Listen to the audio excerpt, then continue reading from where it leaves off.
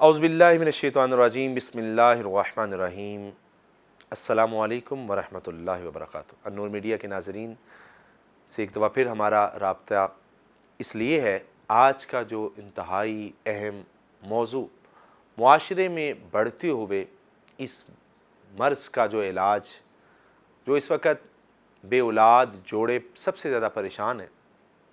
کہ بے اولادی کا علاج اور اس کو جو ہے وہ میڈیسن کھا کھا کے اور دیگر معاملات کر کر کے مختلف بیماریوں کا بھی ساتھ لگ جانا۔ بے اولادی یہ ایک ایسا مرض ہے اور اس مرض کا علاج بھی موجود ہے۔ جو چاہتا ہے کہ اس کے گھر میں بیٹا یا بیٹی کی پیدائش ہو اور شادی کو اگرچہ 10 سال 15 سال 20 سال بھی گزر چکے ہیں، وہ ایک بار ہمارے دیے گئے نمبر پر بھی ضرور رابطہ کریں اپنے علاج کے لیے بھی، اور یہ وظیفہ بھی ضرور آزمائیں۔ وظیفہ یہ ہے کہ رات کو سونے سے پہلے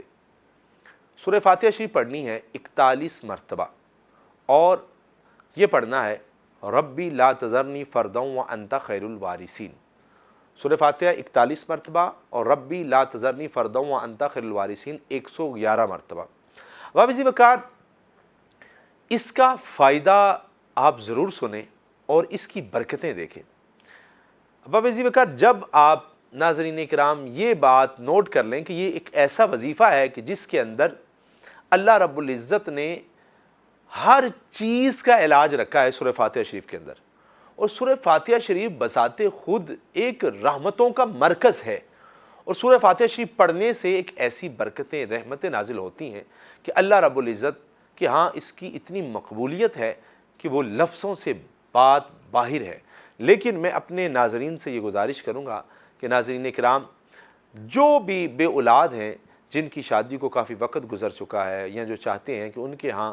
بیٹے کی پیدائش ہو، تو وہ یہ بات اپنے ذہن نشین کر لیں کہ پریشان ہونے کی ضرورت نہیں ہے۔ لا تقنطوا من رحمت اللہ، اللہ کی رحمت سے مایوس نہیں ہونا، اور ایک بار یہ وظیفہ ضرور آزمانا ہے، اور اگر اس کے باوجود بھی اگر اللہ کی رحمت نہیں ہوتی تو مجھ ناچیز سے ضرور رابطہ کریں۔ ہمارے دیے گئے نمبر پر بھی آپ رابطہ کر سکتے ہیں، اگر فون نہیں اٹھایا جاتا تو آپ وہاں پر اپنا پیغام چھوڑیں واٹس ایپ کے ذریعے۔ واپسی وقار اس وقت میں آپ کو وہ بات بتانا چاہ رہا ہوں، سورہ فاتحہ شریف 41 مرتبہ اور ربی لا تذرنی فردا وانت خیر الوارثین، اس کو آپ نے پڑھنا ہے، اور 111 مرتبہ پڑھ کر آپ نے پھر سو جانا ہے، اپنے جسم کے اوپر پھونک مار لینی ہے، دونوں میاں بیوی یہ پڑھ کر پھر سو جائیں۔ اس عمل کو مسلسل آپ نے 11 دن کرنا ہے، اور 11 دن کے بعد اللہ رب العزت کے